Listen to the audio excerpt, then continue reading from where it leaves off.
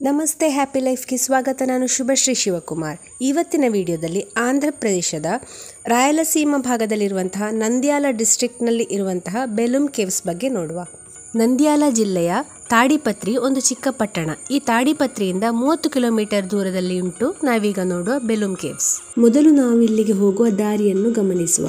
ಸುತ್ತಮುತ್ತ ಕಲ್ಲು ತೆಗೆದು ಉಳಿದ ವೇಸ್ಟ್ಗಳ ರಾಶಿ. ಅಲ್ಲಿಗೆ ಹೆಸರುವಾಸಿಯಾದ ಊರು ಕಡಪ. ಕಡಪ ಜಿಲ್ಲೆಯಲ್ಲಿ ಮಾತ್ರ ಅಲ್ಲ, ಇದರ ಸುತ್ತಮುತ್ತಲಿನ ಜಿಲ್ಲೆಯಲ್ಲಿ ಕೂಡ ಇದರ ಗಣಿಗಾರಿಕೆ ಮಾಡ್ತಾರೆ.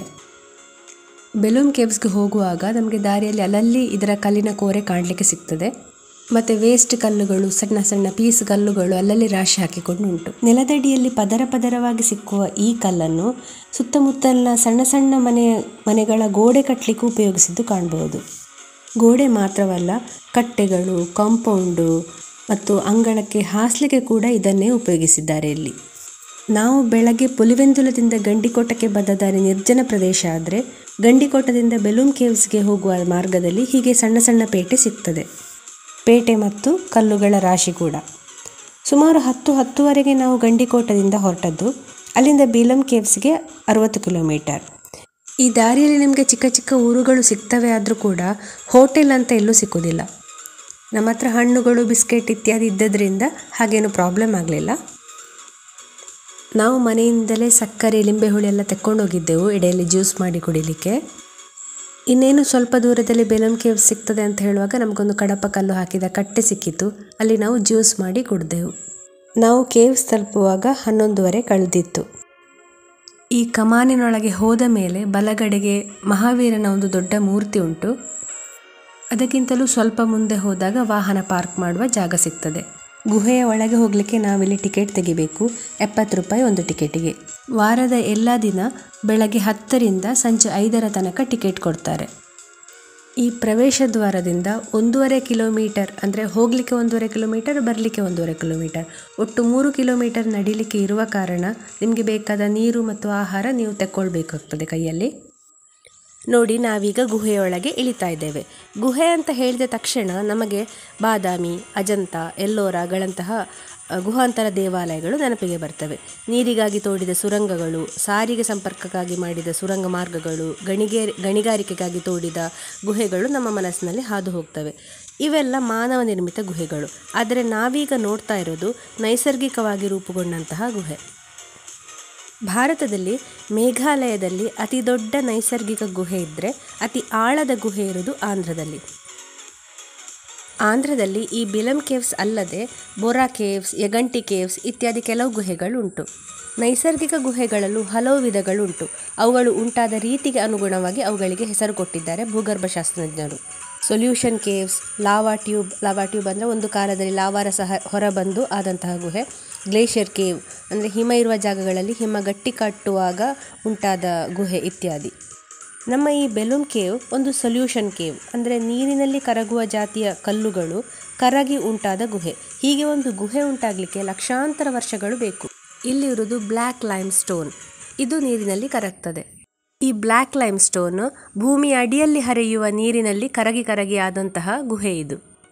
1982 ತನಕ ಜಗತ್ತಿಗೆ ಇದರ ಪರಿಚಯ ಇರಲಿಲ್ಲಂತೆ. 1982ರಿಂದ 84ರವರೆಗೆ ವಿಜ್ಞಾನಿಗಳ ಒಂದು ತಂಡ ಈ ಗುಹೆಯ ಬಗ್ಗೆ ಅಧ್ಯಯನ ನಡೆಸಿದಂತೆ. 1988ರಲ್ಲಿ ಆಂಧ್ರ ಪ್ರದೇಶ ಗೌರ್ಮೆಂಟ್ ಇದನ್ನು ರಕ್ಷಿಸಲ್ಪಡಬೇಕಾದ ಸೈಟ್ ಅಂತ ಇದನ್ನು ಘೋಷಣೆ ಮಾಡಿತಂತೆ. ನಂತರ 2002ರಲ್ಲಿ ಆಂಧ್ರ ಪ್ರದೇಶದ ಟೂರಿಸಂ ಡಿಪಾರ್ಟ್ಮೆಂಟ್ ಇದನ್ನು ಪ್ರವಾಸಿ ಕೇಂದ್ರವನ್ನಾಗಿ ಅಭಿವೃದ್ಧಿಪಡಿಸಿತ್ತು. ಇಲ್ಲೀಗ ಒಳಗೆ ಚಂದಕ್ಕೆ ಲೈಟ್ ಸಿಸ್ಟಮ್ ಎಲ್ಲ ಮಾಡಿದ್ದಾರೆ. ಇಲ್ಲಿ ಒಟ್ಟು 3.5 ಕಿಲೋಮೀಟರ್ನಷ್ಟು ಎಕ್ಸ್ಪ್ಲೋರ್ ಮಾಡಿದಾರಂತೆ. ಆದರೆ ಪ್ರವಾಸಿಗರಿಗೆ 1.5 ಕಿಲೋಮೀಟರ್ನಷ್ಟು ಮಾತ್ರ ಹೋಗಲಿಕ್ಕೆ ಬಿಡ್ತಾರೆ. ಇದರೊಳಗೆ ಕೆಲವು ಕಡೆ ಸ್ವಲ್ಪ ಹತ್ತಲಿಕ್ಕುಂಟು, ಕೆಲವು ಕಡೆ ಸ್ವಲ್ಪ ಇಳಿಲಿಕ್ಕುಂಟು, ಮತ್ತು ತಿರುವುಗಳುಂಟು. ಹತ್ತುವಲ್ಲಿ ಇಳಿಯುವಲ್ಲಿ ಚಂದಕ್ಕೆ ಮೆಟ್ಲು ಮಾಡಿದ್ದಾರೆ, ಮತ್ತು ಸ್ವಲ್ಪ ಆಳ ಇರುವಲ್ಲಿ ಚಿಕ್ಕ ಸಂಕ ಕೂಡ ಕಟ್ಟಿದ್ದಾರೆ. ಈ ಗುಹೆಯೊಳಗೆ ಅತಿ ಆಳವಾದ ಪಾಯಿಂಟ್ ಅಂತ ಹೇಳಿದರೆ ಪ್ರವೇಶ ದ್ವಾರದಿಂದ 46 ಮೀಟರ್ ಕೆಳಗಡೆ ಇರುವುದು, ಅಂದರೆ 151 ಫೀಟ್ ಆಳದಲ್ಲಿ ಪ್ರವೇಶ ದ್ವಾರದಿಂದ. ಆ ಪಾಯಿಂಟಿಗೆ ಪಾತಾಳಗಂಗೆ ಅಂತ ಹೆಸರಿಟ್ಟಿದ್ದಾರೆ. ಅಷ್ಟು ಆಳ ಹೋದಾಗಲೂ ನಮಗೆ ಉಸಿರುಗಟ್ಟಿದ ಅನುಭವ ಆಗೋದಿಲ್ಲ, ಯಾಕೆಂದರೆ ಪೈಪಿನ ಮೂಲಕ ಅಲ್ಲಲ್ಲಿ ಗಾಳಿ ಸಪ್ಲೈ ಮಾಡಿದ್ದಾರೆ ಗುಹೆಯೊಳಗೆ. ಕೆಲವು ಕಡೆ ಕವಲು ಹೊಡೆದಿದೆ ದಾರಿ, ಅಂದರೆ ಕವಲು ಮುಂದೆ ಹೋಗೋದಿಲ್ಲ, 10-15 ಫೀಟ್ ಮುಂದೆ ಹೋಗ್ತದೆ ಅಷ್ಟೇ, ಮತ್ತು ತಿರುಗಿ ವಾಪಸ್ ಬಂದು ಹೋಗಬೇಕು.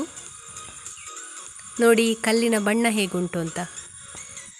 ನೋಡಿ ಇಲ್ಲಿ ಬೋರ್ವೆಲ್ ಕೊರೆದಾಗೆ ಕೊರೆದಿದ್ದಾರೆ, ಗಾಳಿ ಬರಲಿಕ್ಕೆ ಬೇಕಾಗಿ.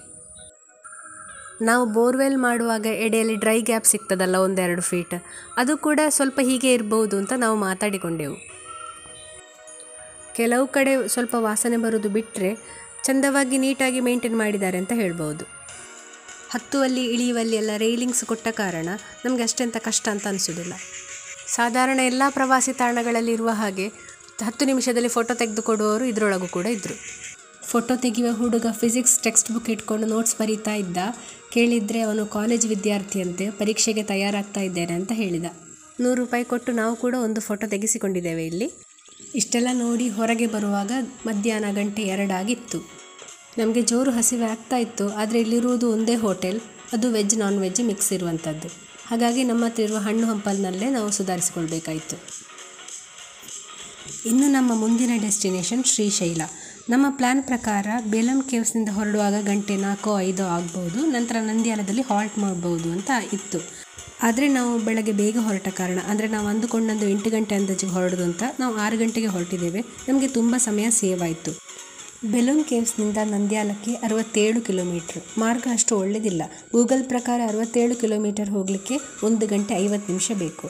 ನಂದ್ಯಾಲದಿಂದ ಶ್ರೀಶೈಲಕ್ಕೆ 4 ಗಂಟೆ ಜರ್ನಿ ಉಂಟು. ಇನ್ನು ನಂದ್ಯಾಲದಲ್ಲಿ ನಿಲ್ಲುವುದಾ ಅಥವಾ ಮುಂದೆ ಹೋಗುವುದಾ, ರಾತ್ರಿಯ ಮೊದಲು ಶ್ರೀಶೈಲ ತಲುಪುವುದಾ ಅಂತ ಯೋಚಿಸ್ತಾ ಮತ್ತಷ್ಟು ಕಡಪಕಲ್ಲುಗಳ ರಾಶಿಗಳನ್ನು ನೋಡ್ತಾ ನಮ್ಮ ಪ್ರಯಾಣ ಮುಂದೆ ಸಾಗಿತು. ಇಲ್ಲಿಗೆ ಈ ವಿಡಿಯೋವನ್ನು ನಿಲ್ಲಿಸ್ತಾ ಇದ್ದೇನೆ. ವಿಡಿಯೋವನ್ನು ಕೊನೆ ತನಕ ನೋಡಿದ್ದಕ್ಕಾಗಿ ಧನ್ಯವಾದಗಳು.